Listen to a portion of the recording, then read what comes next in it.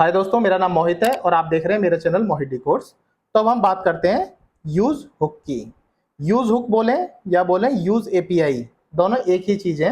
अगर आपसे कोई बोलता है यूज हुक को एक्सप्लेन करो या यूज एपीआई को कैसे यूज करते हैं, तो आपको दोनों एक ही चीज बतानी है। यूज एपीआई रिएक्ट 19 में इंट्रोड्यूस हुआ था। रिएक्ट 19 से पहले किसी भी वर्जन में ये वर्क नहीं करेगा। सबसे पहले बात करते हैं ये यूज है क्या।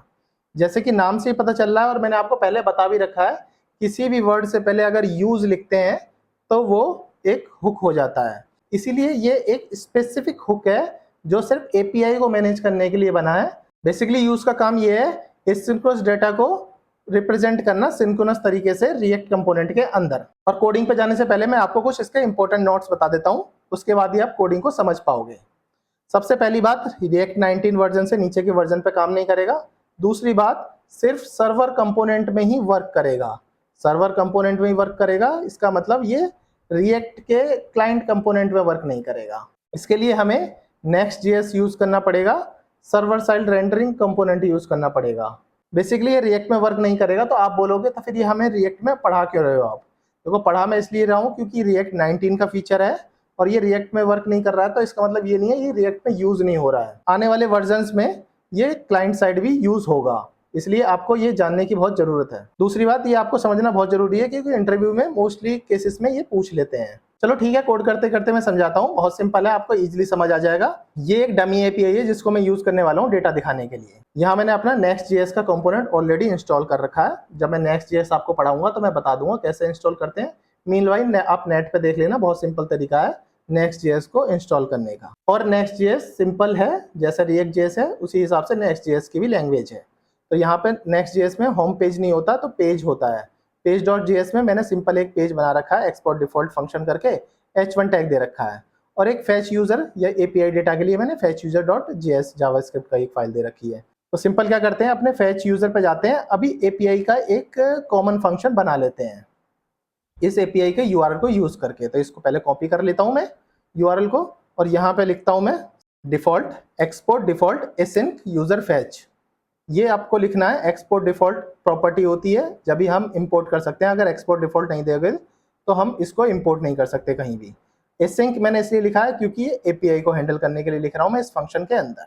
तो सिंपल अपना नॉर्मल एक फंक्शन बना दिया मैंने। इसके अंदर सबसे पहले मैं लिखूंगा कॉन्स्ट करके रिस्पॉन्स।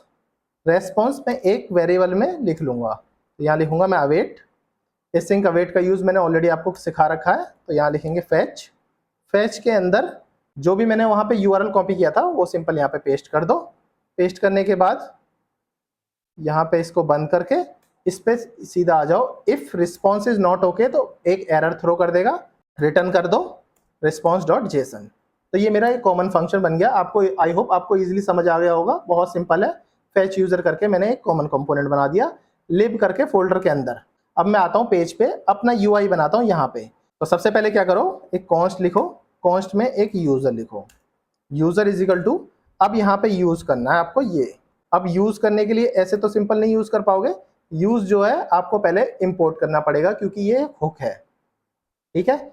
अब यूज के अंदर आपको क्या करना है, एक इंपोर्ट और करना है, इंपोर्ट। अभी मैं सिंपल ये लिख देता हूँ जो मुझे मिल गया है।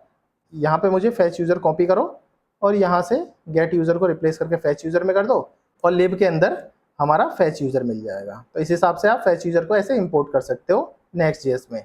सिंपल इसको रैप कर दो इसके अंदर रैप कर दोगे। अब ये यूजर जो है हमारा एपीआई डेटा इस यूजर के अंदर है। देखो कितना सिंपल हो गया। नहीं तो अगर हम यूज हुक का यूज नहीं कर पाते तो हमें पहले एक स्टेट बनानी पड़ती, उसमें डेटा उठाते, फिर यूज इफेक्ट के अंदर उस डेटा को फैच करते। तो इतना बड़ा कोड हमारा 10-15 लाइन का कोड हमने एक ही लाइन में यहाँ खत्म कर दिया। अब मैं दिखाता हूँ इसको कैसे यूज कर पाओगे आप।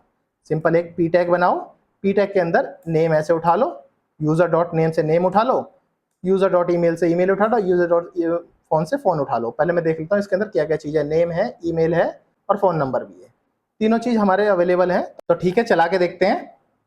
तो एक एरर आ रहा है, यूज फैच इंपोर्ट मॉड्यूल का एरर आ रहा है। ओके, तो यूज फैच पे जाके देखते हैं। तो यहाँ मैंने एक्सपोर्ट डिफॉल्ट लिखा है, तो डिफॉल्ट लिखा है तो यहाँ पे करली ब्रैकेट नहीं आएगा। तो आप सिंपल ऐसे इसको फैच कर सकते हैं। अब जाके देखोगे तो डेटा देखो हमारा प्रॉपर डेटा हमें दिख रहा है जैसा हमें दिखना था, नेम का नेम, ईमेल का ईमेल, फोन का फोन और सिंपल 1 लाइन कोड के साथ। तो इस तरीके से आप यूज कर सकते हो यूज हुक को। तो ये एक इन्फॉर्मेटिव वीडियो थी आप सभी के लिए जो यूज हुक के बारे में जानना चाहते थे। तो अभी के लिए इतना ही। कोई भी इश्यू आ रहा हो तो मेरे को कमेंट में पूछें, मैं आपको रिप्लाई करूंगा। Thanks for joining.